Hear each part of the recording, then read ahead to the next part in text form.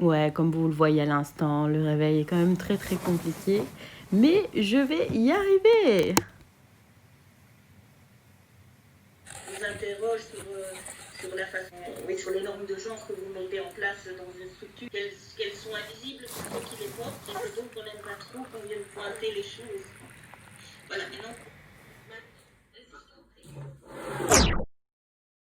Bon, là, j'allais encore faire une dinguerie, mais bon, j'ai sauvé le bail.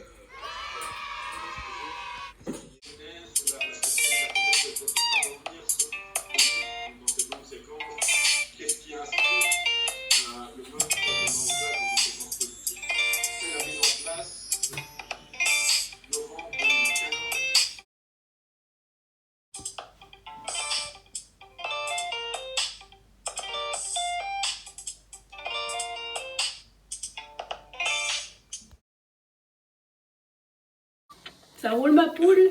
Alors j'espère que vous êtes prêts pour cette petite séance de sport. Donc du coup, bon là j'ai pas le temps du coup d'aller à un Basic Fit, confinement tu connais. Donc je vais faire une petite séance de sport avec de la corde à sauter, quelques petits burpees.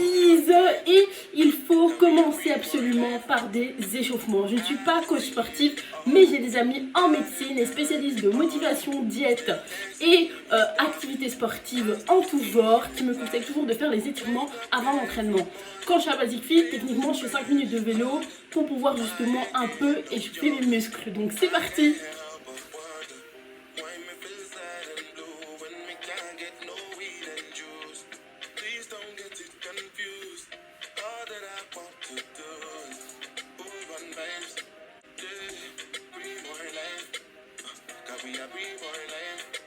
Alors, c'est le moment d'arriver à ma phase de sport. Alors, qu'est-ce que je fais? Donc, je fais sur 4 répétitions. Quand j'ai la force, c'est sur 3 répétitions. 1 minute 30 de corde à sauter, 20 abdominaux. Et ensuite, je fais des burpees. Mais je vais faire des burpees vraiment.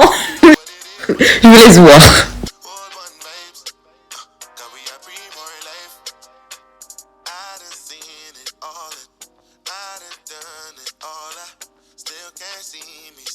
Alors vraiment, je ne sais pas trop quoi commenter. Franchement, quand je regarde ça, je crois en moi. Bah, je trouve que c'est pas trop mal exécuté finalement. Après, bon, c'est des burpees à ma manière. Voilà, voilà. Respect à toutes les personnes de la profession du milieu sportif. Je suis en train de revisionner les moments des burpees. Qu'est-ce que je suis morte de rire.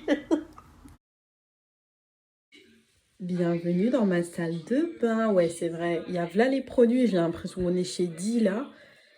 Il y a toujours des petits papiers comme ça pour m'encourager. En fait, je suis une meuf très psychologique. J'aime bien m'encourager moi-même parce que bah, la société pour une fille noire, c'est assez dur. Hein.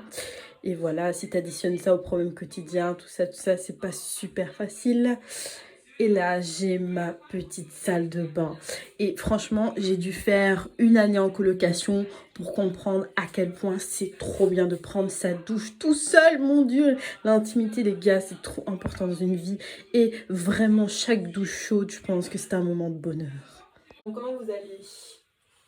Moi, en tout cas, aujourd'hui, ça va. J'avoue que le confinement, toute seule, dans mon cote, mon code que j'adore parce que franchement j'ai grave du confort. Comme je vous avais dit l'année passée, je suis en colocation, donc je devais quand même partager du coup ma douche et les toilettes. C'est vraiment compliqué. Je pense que ceux qui sont dans des cotes étudiants, franchement vous comprenez. En dehors d'un Erasmus, je trouve que c'est pas l'idéal quand tu cotes. Après, il y a le côté social aussi super intéressant qui rentre en compte quoi. Donc ça c'est vraiment méga chouette. Mais ouais, sinon moi je suis seule ici. Du coup, et c'est la raison pour laquelle je fais mon vlog. Sinon, psychologiquement, ça suit. Ça suit. C'est vrai que c'est un peu compliqué dans ce cas de figure d'être dans de good vibes, tu vois, dans des good vibes. Et d'ailleurs, j'aimerais savoir toi comment tu vas, hein. Toi là qui me regarde, comment tu vas. Et ouais, c'est bon. Sinon, par rapport au confinement, je mets pas en place des stratégies spéciales, je pense. C'est juste, je suis obligée de vivre au jour le jour, plus assurer au niveau des cours, je me rends compte à quel point c'est compliqué. Et vraiment, dans le cas de figure du confinement, je me rends compte à quel point je peux ruminer, je peux beaucoup réfléchir. Et je sais pas si t'as ça aussi, moi j'ai un peu peur de rien faire, de la solitude, du silence, de la non-activité. En fait, le fait de rien faire, c'est compliqué.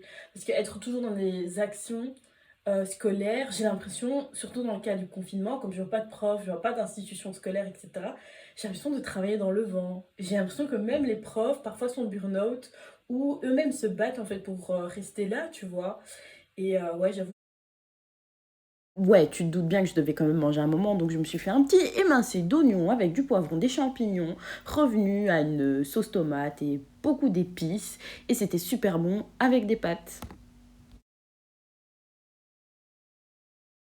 Ce que j'avais oublié, c'est que pour me donner un côté télé, hein, fallait bien mettre le PC quelque part. Je l'ai mis au-dessus de mon micro-ondes pour qu'il y ait un effet télé. Est-ce que tu le sens?